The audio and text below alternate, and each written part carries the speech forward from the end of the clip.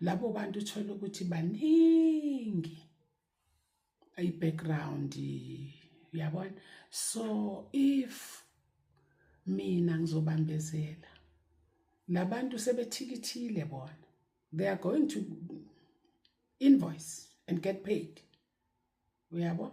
So wonke ama-delays kuyatrywa ngazo zonke indlela ukuthi a-avoid, uyabona.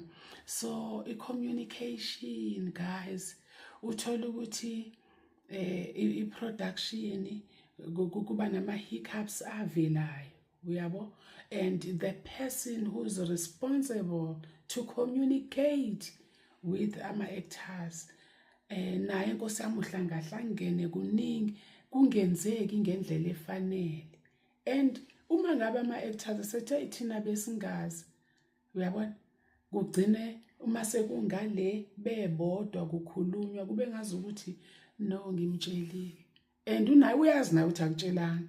But now I think mina ngagcina sengibona ukuthi with my experience ngagcina sengibona sengazi ukuthi industry yethu nobody wants to take blame. Akekho.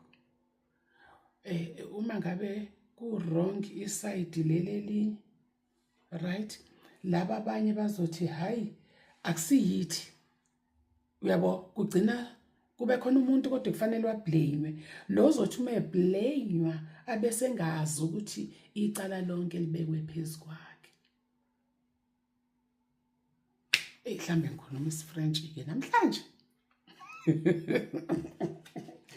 No, kodwa communication ilapho namhlanje, communication,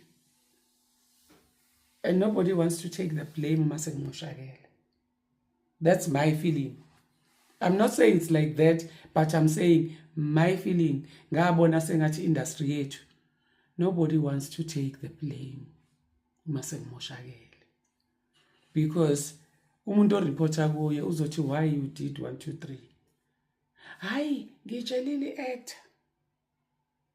I-actor ithi hayi mina ngizange ngithole i-message. If you say you told me where and when, awuna proof,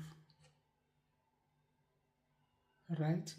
Leyo nto iyasishaya kakhulu, disturb umsebenzi wethu as actors. Umsebenzi wethu deala different emotions, and engazi ukuthi ungahlala ready ngoba once uphazamiseke emoyeni awubusanikeza i-performance right. Yeah, ngi-right impela. Awubusanikeza i-performance right. Uvela ushaya udaka. Mina I don't believe ukuthi kunomuntu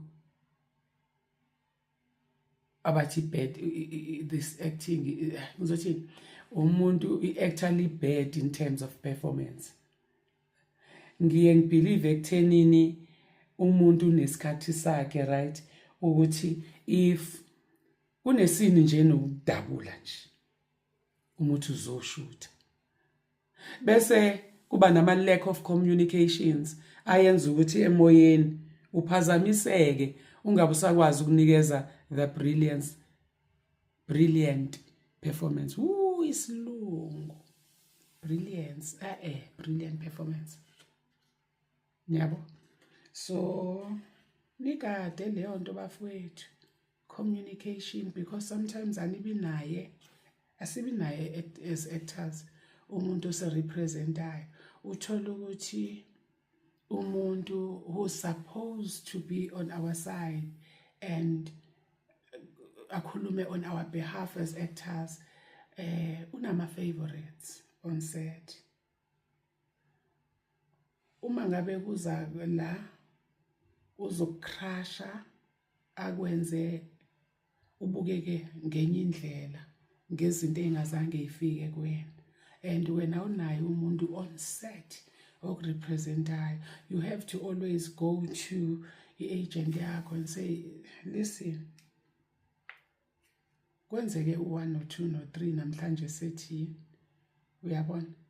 So kuba ngcono uma nama actors nihlangene ngoba niyakwazi ukukhuluma in one voice, nibe ne-group where you report to your colleagues every day, so that if you are put in a certain way, at least kunabantu aba-understandayo what really happened.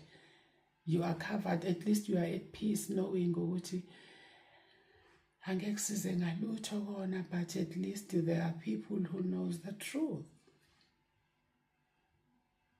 Because i-department inabantu abareporta kuyo, so as actors kuba nomuntu obhekelele ama-actors, abhekelele ukubhukwa kwama-actors asebenzayo nangasebenzi on the day.